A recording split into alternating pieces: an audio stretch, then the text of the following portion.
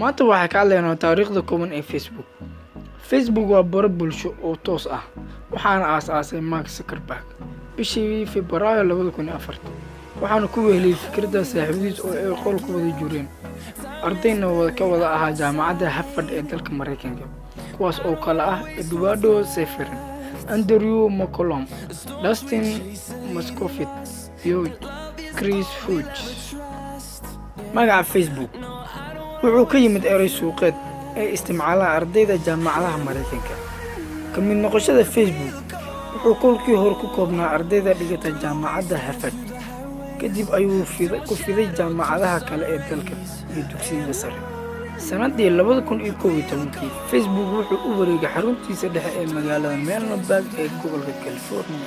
shirkadaha faraca ka ah Facebook waxaa ka mid ah Instagram oo ay ku iibsatay adduun dhan $1 bilyan April 2012.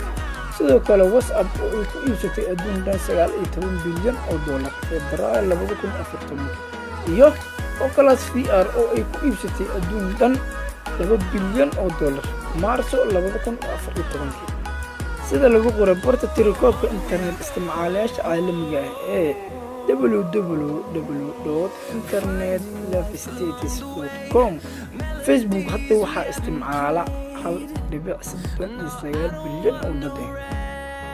Facebook waxaa xanibay dowlado dhowr ah oo ay ka mid yihiin China, Iran, Pakistan, Syria, Uzbekistan, balse wuxuu noqday December 2011 website-ka labaad ee lagu isticmaalka badan yahay dalka Mareykanka marka laga soo tago Google.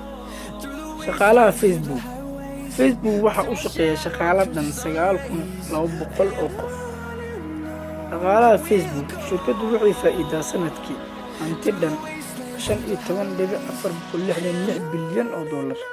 hantida guud ee Facebook waa $40.134 bilyan.